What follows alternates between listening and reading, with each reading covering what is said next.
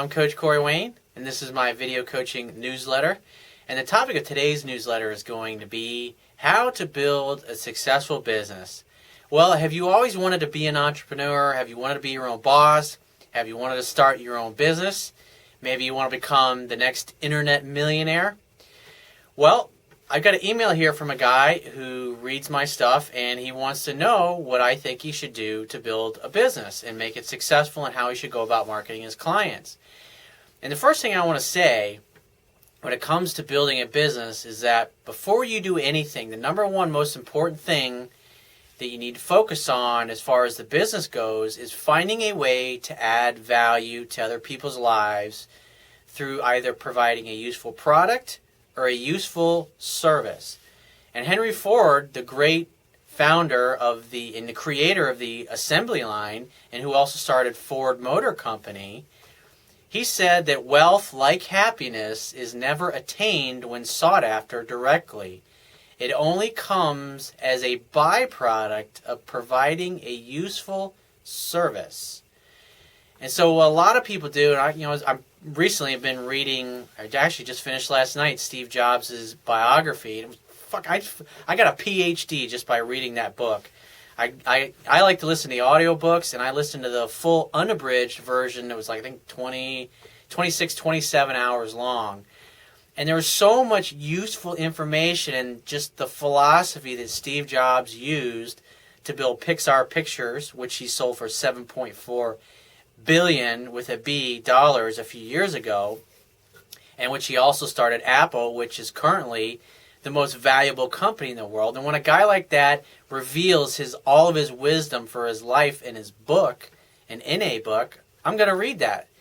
And it's like, each time I was listening, I was like, wow, that's brilliant. It's just amazing the way the guy looked at business, and his whole company was focused around providing awesome products, having A-type players on his team. They didn't tolerate B and C-type players. They want like-minded people, because I know from my own businesses I've built, when you have A-type people, they want to work with other A-type people. If you have A-type people working together, and then you hire a B or a C player to come and be a part of the team, all the other A players resent it because they always feel like they're picking up the slack or pulling the B and C player along because they just, for whatever reason, they're not built the same way.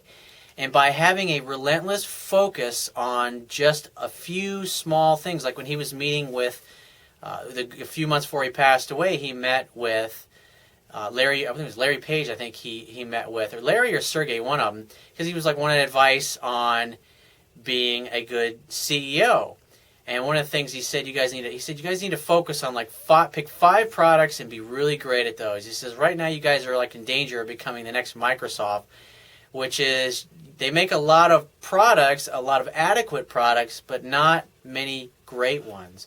And if you look at Apple and why their market share is just fucking going through the roof, is because their products just kick the shit out of anybody else's product that's put on the market. It's like everything I do on an iMac or a MacBook Air. I mean, I love Apple products. Going into their store when you need help, when something's wrong with your computer, you may have screwed something up, the people at the Genius Bar are just fucking absolutely outstanding. And so like I was saying, the most important thing you got to focus on in a business is finding a way to add value to people's lives. That's the number one thing. And one of the things that he said, which I thought was interesting, is that in the 80s when he left, or he basically got kicked out of Apple, the company that he actually helped co-found, he had hired this guy named Scully, who was he used to be the CEO of Pepsi. And he said the mistake that he made by bringing Scully in was that Scully was a business guy. He wasn't a product guy, and so he was focused on making money. And he said when you have at the top level management of your company, when you have someone who is focused on making money first and the products become secondary, he says it impacts, and it's totally true, it impacts who you hire, the kind of people you attract, how the company is structured, how it's managed, what the focus of the company is on. And so you get people that are more focused on making money and squeezing every last inch of profit out of every single product line, as opposed to providing the most awesome product first and then finding a way to profit from it. It's just like what I do with my own website. I put all the information out there. all my best knowledge, my best teachings, and let people apply it. Because like the people that hire me to coach them, 9 times out of 10, they'll usually spend a month or two reading my articles, watching my videos to see if I know what the hell I'm talking about. They'll slowly apply some of the stuff in their own lives, and then they're able to see the patterns and things that I talk about, and they realize, wow, if the information that Corey's given away is this fucking good, just imagine what it's going to be like when I'm actually paying him to help me. And that's why people hire me to coach them, but they'll spend months and sometimes years following me before they actually hire me to coach them. And so I'm building that relationship through my information before I ever get to the point where they're actually paying me money. And that's the beauty of the internet, is that you can do that, and you don't have to have a huge amount of overhead, especially like if you're a startup. I mean, it's like you don't need to rent an office space. You can run the damn thing out of your living room or your bedroom if you wanted to, until you can get it to the point where you can afford an office and hire people and all those things. And so let's jump right into his question. He says, my question has to do with business, and I want to start my own. Before I tell you what it is, allow me to give you a little background on the idea itself. I recently sent you an email under my other email account detailing some of my painful experiences, including a question about being lovey-dovey with a girlfriend. Rather than repeat all that here, I want to tell you a little bit about my healing process. When I was 18, I'm 25 now, I was introduced to martial arts, Kung Fu to be exact. At age 20, I was introduced to boxing, and a year later, the art of Jiu-Jitsu. I still train in all 3 of these arts to this day. I also have another passion, fitness. I've been a private personal trainer for 4 years and have helped friends, family, and even my own girlfriend find the right path to their fitness goals. I myself, at 6 foot tall, went from being a skinny 160 pounds to a lean 210 pounds in just 2 years. Naturally, all of the muscle gain made me feel more confident as a man, but martial arts was different. It gave me a solid sense of self-worth I had been struggling with for years. Now I have the courage to chase my dreams like a man should, and I'm pursuing a degree in physical therapy and also plan to pursue a degree in exercise science thereafter. Now for my question. I was reading a proverb that stated, keeping knowledge to oneself is like trying to illuminate a candle in a pot. I took this to mean that people who hide their secrets benefit no one but themselves. Good observation. As I began thinking about this meaning, I came to the conclusion that if I could teach people who may be struggling with self-esteem and self-worth issues, fitness and martial arts, through fitness and martial arts, they can conquer self-limiting beliefs as I have. How do I go about marketing myself to get a clientele base going? Well, as I was starting to say, it's like you're watching this video, and if you're watching this video, it's stored on YouTube. Now, why do I put the videos on YouTube instead of on my own website server? Well, the reason I put it on YouTube and the reason that I publish articles giving away all my best information when pretty much all of my competition is giving you basically sales pitches, which are thinly disguised as useful content, which really doesn't help you much at all. What I do is I give this stuff away so people can use it. And the reason I put it on YouTube is because I have Google's tracking code embedded in all of my pages. So anytime somebody clicks on one of my pages, Google knows exactly what they're doing on my website and how long they're staying there. And the longer they stay there, and when they come from other websites to my website, that improves my ranking. And therefore, Google indexes my content. And if you are a content creator, meaning you write down, if you're a real estate agent or a mortgage broker or an attorney or a personal trainer or a consultant of some kind or an attorney, an accountant, a CPA, if you have expertise in some area, you should look at putting it into the form of just like I do. Copy what I do, model exactly what I do. Put it in the form of videos on YouTube and put articles on your website. I use WordPress, which is 90 million websites use it, and it's the best. What I love about it, it's so simple to use that I don't have to be a genius at web programming, and I can do most of the stuff once the website is set up on my own, and I don't need my web developer other than when I'm doing big things or graphic updates or stuff like that. But I put my content out there, and what happens is, what's the beauty of it is I don't spend any, I used to spend $50,000 a month when I was in real estate to generate leads for my real estate sales agents and my mortgage brokers. Well, I don't spend anything. I do spend a tremendous amount of time. I mean, it's really a full-time job to create content on the level that I do at this point. And what's beautiful about it is over time, the more your stuff gets watched, the more your videos gets watched, and the more people come to your website, you slowly build up an audience. And as your audience grows, Google will naturally improve the pages that you write and their search results.